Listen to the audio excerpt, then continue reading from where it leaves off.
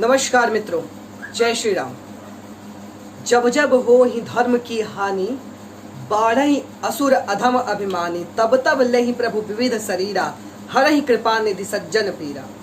आज चलिए हम ऐसे ही असुर के बारे में बात करते हैं जिसने कसम खा लिया है कि वो हिंदू धर्म को बर्बाद करके रहेगा। आज हम बात करने वाले हैं कि ऐसे असुर के कुकृत्यों के बारे में। आज उसने जो जो सवाल उठाए हैं उनमें से कुछ का मैं जवाब देने का प्रयास करूंगा। आइए एक वीडियो क्लिप के माध्यम से समझते हैं। But this is the Islamic concept. In the concept of Hinduism, the Vedas say Almighty God created from the head the Brahmins, from the chest Kshatriya. Brahmin are the learned class, Kshatriya are the warrior class. God from his abdomen or his thighs created the Vaishyas, that is the business class, and from the feet the Shudras, that is the servant class, that is the slave. This is the concept of Veda. There is no caste system in Islam. It is there in Hinduism. देखा आपने, इसने अपने video में क्या कहा? Totally Hindu धर्म को criticise किया है। हिंदू धर्म में कहीं पर भी कास्टिज्म नहीं है। ब्राह्मण, क्षत्रिय, वैश्य और शूद्र टोटली उनके कर्मों के आधार पर बांटा गया था, न कि उनके जन्म के आधार पर। और ये किसी भी तरह का बंटवारा नहीं है मित्रों। जो भी हमारे धर्म में बताया गया है कि ब्राह्मण की उत्पत्ति उस विराट पुरुष के मुख से, क्षत्रिय की विराट पुरुष के भुजाओं से, और वैश्यों की उस विराट पुरुष के उदर से, और शूद्र की पैरों से हुई है। किसी भी तरह से यहाँ ऊंच और नीच का भाव नहीं है भाई साहब। यहाँ पर यह बताया गया है कि कर्मों के आधार पर, जैसे हमारे मुख क्या काम करता है, चीजों को बोलने का, दिमाग सोचने का काम करता है। तो जो व्यक्ति अच्छा सोच पाता है, अच्छे से सिखा पाता है, वो ब्राह्मण हो गया। भुजा शक्ति का परिचारक है, जो शक्तिशाली है, देश की रक्षा कर सकता है, वो क्षत्रिय हो गया। और जो सप्लाई का काम करता है, जो पूर्ति का काम करता है, व्यापार का काम करता है, वो वैश्य हो गया। और पैर क्या करते हैं? हमारी सेवा करते हैं, चलने में मदद करते हैं। तो जो व्यक्ति सेवा का काम किया वो वैश्य हो गया। तो कर्म के आधार पर जो व्यक्ति क्षमा कीजिएगा, जो सेवा किया वो आपका शूद्र हो गया। तो इसमें कहां से कास्टिज्म आ गया? आप कुछ भी कर्म करो, एक व्यक्ति ब्राह्मण कुल में जन्म लेकर अगर वो व्यापार करता है तो उसे हम वैश्य बोल सकते हैं। किसी भी तरह से हिंदू धर्म में कास्टिज्म है ही नहीं। पर ये भाई साहब को देखो, हमेशा हिंदू धर्म को क्रिटिसाइज करने में लगा है, जो इसका मतलब केवल मोटिव किसी तरह से हिंदू धर्म को क्रिटिसाइज कर ले जाए। मित्रों, अब इनकी एक और वीडियो क्लिप देखिए। मैं 2,63,00,000 राम राम राम लिखा, लेकिन अभी तक राम मेरे पास आया नहीं। क्यों? बराबर. The brother said he wrote 20 million times Ram, Ram, Ram, but Ram hasn't come to him yet. तो देखा आपने, भाई साहब का काम है कि अपने पास भाड़े के टट्टुओं को लेकर आते हैं ताकि वो भाड़े के टट्टू सवाल पूछें और वो जानबूझकर जवाब दे ताकि हिंदू धर्म को क्रिटिसाइज किया जा सके। अभी दादाजी जो आए हैं, इन्होंने क्या कहा? इन्होंने 20.63 मिलियन बार राम लिखा, पर राम इनके पास नहीं आ पाए। अबे गधे, अगर मैं 5 लाख, 5 करोड़, 5 अरब कितनी भी बार अगर मैं वाईफाई लिखूं, इंफ्रारेड लिखूं, तो क्या मुझे दिख जाएगा? क्या मैं 3G में 4G कनेक्ट करूं तो क्या हो जाएगा? हमारी चक्षु, हमारे जो आंख है, उनकी कैपेसिटी है, वो हर चीजों को नहीं देख सकती। महाभारत में भी जब भगवान ने विराट स्वरूप दिखाया था तो उन्होंने कहा था, दिव्यम ददामि ते चक्षु पक्ष में योगमेश्वर। अर्थात अर्जुन को मित्र होते हुए भी भगवान ने स्पेशल पावर्स दिए ताकि वो भगवान को देख सके। पहले मैं तुम्हें वो नेत्र प्रदान करता हूँ जो इस विराट रूप के दर्शन कर सके।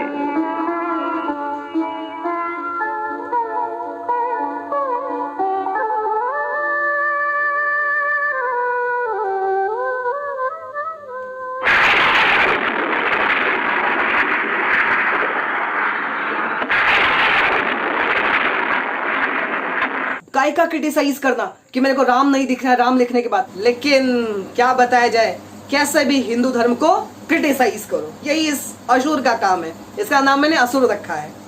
और उस बूढ़े का नाम क्या रखा है जो दादाजी टाइप के हैं, जो भाड़े पे आया है। भाड़े के बारे में क्या कहते हैं आप सभी लोग? यू नो बेटर, आप सभी लोग अच्छे से जानते हैं। कमेंट में बताना कि जो भाड़े पे आता है उसको क्या कहते हैं। अभी मैं एक और दिखाता हूँ, एक और क्लिप देखिए, ये कैसे भाड़े के टट्टुओं को बुलाता है। आनंद करवा है।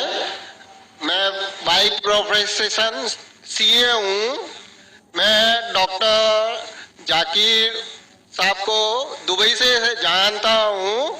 वहाँ पे मेरा एक मुस्लिम फ्रेंड था, उसने आपके बारे में मुझे बताया था।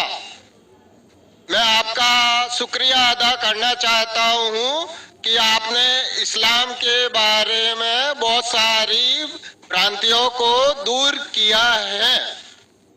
मेरी मुसलमानों के बारे में जो अच्छी बातें हैं वो ये है कि मुसलमान लोग ज्यादातर झूठ नहीं बोलते हैं, किसी को धोखा नहीं देते हैं, दूसरे का पैसा भी नहीं खाते हैं।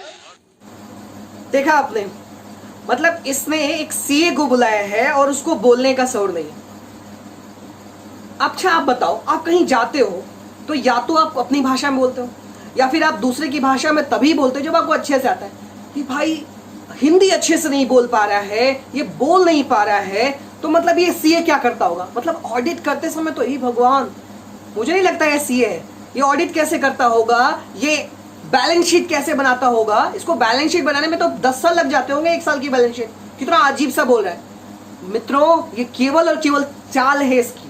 ये भाड़े के टट्टुओं को बुलाता है ताकि उसी तरह से प्रश्न पूछा जा सके। अभी इसकी और एक और वीडियो क्लिप देखिए। हिंदू है, आपको गलतफहमी होंगी कि हिंदू मजहब में गोश्त खाना हराम है।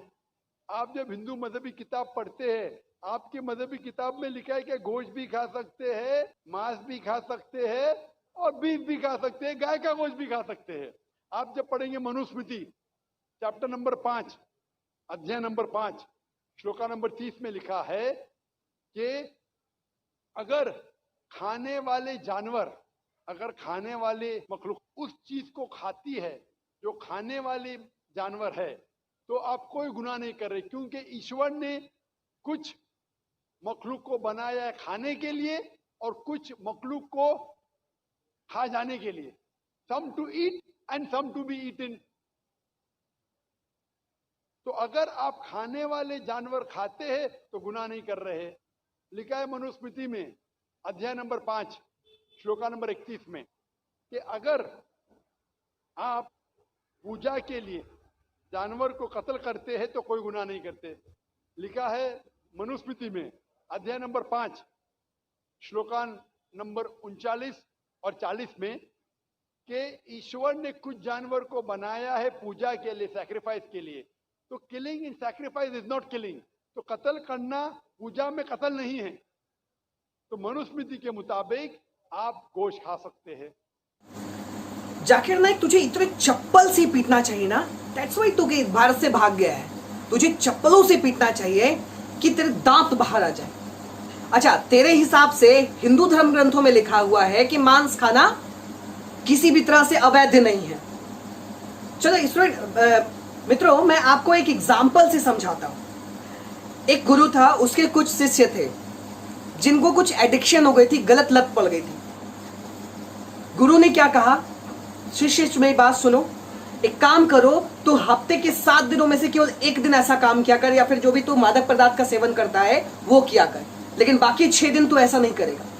गुरु का इरादा था कि वो शिष्य की आदतों को कम कर सके। तो अगर मनुस्मृति में कहीं भी मांस खाने को वैलिड बताया गया है तो केवल और केवल वो सिंबॉलिक है, और वो इसीलिए ताकि हम अपनी आदतों को कम करते करते कम कर सके। अब हमने जो आपको स्टोरी बताई, क्या हुआ कि जब गुरु ने कहा कि बस 1 दिन तुम्हें मादक पदार्थ का सेवन करना है, 1 दिन आपको गलत चीजें का भक्षण करना है, खाना है, तो शिष्य ने क्या फैलाया कि गुरु जी ने कहा है कि शनिवार को मांस खाना ही खाना है या मादक पदार्थ खाना ही खाना है। मतलब गुरु जी का इरादा कुछ और था और उसने गलत तरीके से चीजों को प्रस्तुत कर दी। गाय का मांस खाना, अरे महापाप है। और मैं आपको साइंस से समझाता हूं। साइंस से समझिए, हम लोग का शरीर मांस खाने के लिए नहीं बना है।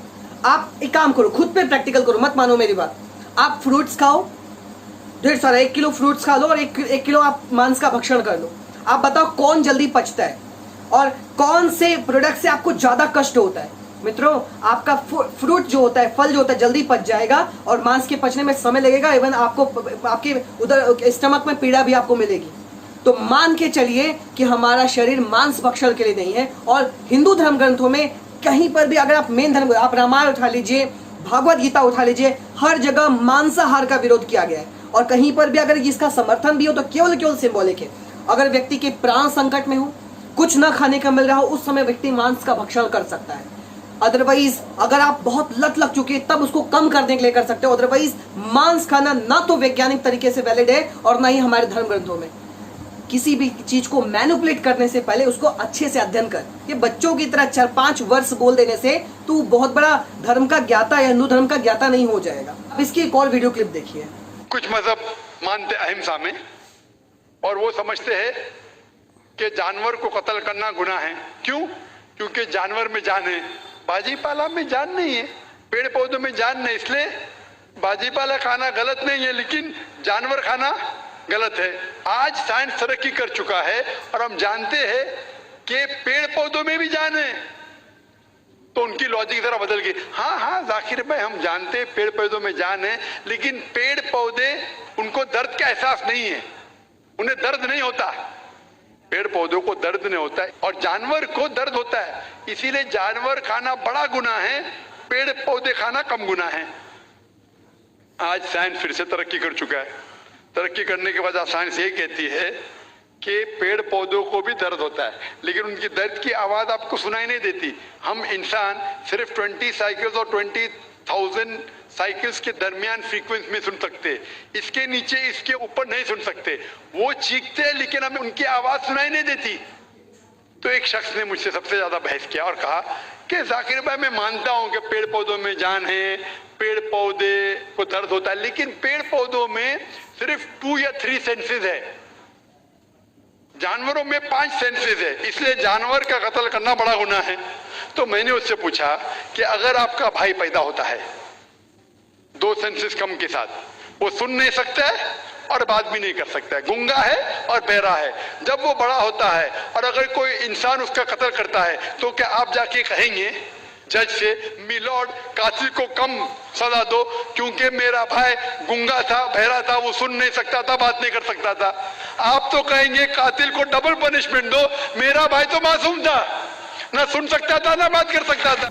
इस क्लिप में भाई साहब ने क्या कहा कि अगर पेड़ पौधों को खाना, अगर क्या कहते हैं, जानवरों को खाना पाप है तो पेड़ पौधों को भी खाना पाप है, उसमें भी तो जान होता है। हाँ, मैं कहता हूं पेड़ पौधों को भी खाना पाप होता है, पर हिंदू धर्म में क्या कहा जाता है, हम महाप्रसाद का भक्षण करते हैं। हम क्या करते हैं, किसी भी चीज को खाने से पहले प्रभु को अर्पण कर देते हैं, भगवान को एक बार चढ़ा देते हैं तो वह महाप्रसाद बन जाता है। अब तो कहेगा कि जैसे हमने पेड़, जो हमें प्राप्त हुआ पेड़ों से फल या फिर अनाज, हमने उसे महाप्रसाद बना दिया, तो मांस को भी बना सकते हैं। हम किसी का जीवन ले रहे हैं तो हम तभी ले सकते हैं उसका जीवन जब हम पुनः उसको जीवित करने के योग्य हो। हम जब पेड़ों से फल प्राप्त करते हैं तो क्या पेड़ खत्म हो जाता है क्या, कि हमने फल तोड़ लिया, पेड़ खत्म, मर गया? नहीं। लेकिन जानवरों का अगर मांस खाते हैं तो जानवर वहां पे, जय श्री राधे, जानवर वहां पे खत्म हो जाता है। और हमारे अंदर इतना सामर्थ्य नहीं है, न किसी विज्ञान के अंदर सामर्थ्य है कि मरे हुए को जिंदा कर दे, पर पेड़ में ऐसा नहीं है। अगर हम बीज बो दें तो हम पेड़ को जीवित कर सकते हैं, पेड़ को हम उगा सकते हैं। तो इसलिए पेड़ से जो हमें मिलता है शाकाहारी, वो किसी प्रकार से दोषित नहीं होता। पर इस जड़ बुद्धि असुर को ये बात कैसे समझ में आएगी? मित्रों, निष्कर्ष के रूप में हम कह सकते हैं कि चूंकि हम पौधों को जन्म दे सकते हैं, हम बीज के माध्यम से, बीज को बोकर पौधों को वृद्धि कर सकते हैं, उनको ग्रो कर सकते हैं, बट किसी भी तरीके से हम एक जानवर को किल करके पुनः जीवन नहीं दे सकते। इसी कारण से मांस खाना वर्जित है और शाकाहार रहना ही हमारे स्वास्थ्य के लिए भी अच्छा है और शाकाहार हर प्रकार से हमारे शरीर के लिए उचित है। अच्छा, अब इसने अपने कुछ और वीडियो क्लिप में कहा है कि राम जी, कृष्ण जी को महापुरुष कह सकते हैं पर उनको भगवान नहीं कह सकते। गीता में लिखा है, मैं आपको पढ़ के बताना चाहूंगा कि जन्म कर्म च मे दिव्य, जन्म कर्म च मे दिव्य मेवम यो वेति तत्वतः। भगवान ने कहा है कि मेरे जन्म दिव्य है, मेरे कर्म दिव्य है, और दिव्यता के साथ वो अपनी लीलाओं को समाप्त करके चले जाते हैं। अच्छा, आप क्या एज्यूम कर सकते हो ना कि कोई बच्चा पैदा होने वाला है तो पहले ही माँ के सामने चतुर्भुज रूप में खड़ा हो जाए, लो माँ मैं आ गया? क्या ऐसा होता है क्या? बच्चे के जन्म के समय सारे क्या क्या कहते कारागार खुल जाए, आपकी हथकड़ियां खुल जाए, ये होता है क्या? भगवान के सारे कर्म दिव्य हैं। राम जी ने केवल शिला को टच किया और वो शिला स्त्री रूप में परिवर्तित हो गई। क्या कोई कर सकता है क्या ऐसा? नहीं। तो भगवान के जन्म और कर्म वो सब दिव्य है। एक व्यक्ति कुएं में गिरे हुए व्यक्ति को अगर बचाने कुएं में उतरता है तो हम ये नहीं कह सकते कि बचाने वाला व्यक्ति भी कुएं में गिर चुका है। ये बात काश जाकिर नाइक को समझ में आ पाती। वो बंदा केवल और केवल राजनीति करता है और हिंदू मुस्लिम को तोड़ने का काम करता है। फाइनली हम कह सकते हैं कि जाकिर नाइक जैसे मंद बुद्धि, असुर, मूढ़, जड़ बुद्धि, वर्ण संकर व्यक्तियों से बचकर रहना चाहिए। वो हर चीजों को जानबूझ के मैनिपुलेट करता है। आप इस वीडियो को इतना ज्यादा जरा प्रसारित कीजिए ताकि उसके कान तक आवाज जाए और वो समझ पाए कि आज हम लोग उसकी चीजों को समझ चुके हैं। और मैं अपने सभी हिंदू भाइयों से हाथ जोड़कर निवेदन करूंगा कि आप अपने धर्म ग्रंथों को पढ़िए, क्योंकि उन्हें न पढ़ने से ही लोग हमें मूर्ख साबित करते और बनाते हैं। और जिन बंधुओं को अभी तक कोई भी संदेह है या किसी प्रकार का डाउट है, आप कमेंट कीजिए, मैं आपके हर तरह के संदेह का जवाब देने के लिए तैयार हूं। इन्हीं शब्दों के साथ मैं अपने वाणी को विराम देना चाहूंगा। जय श्री राम।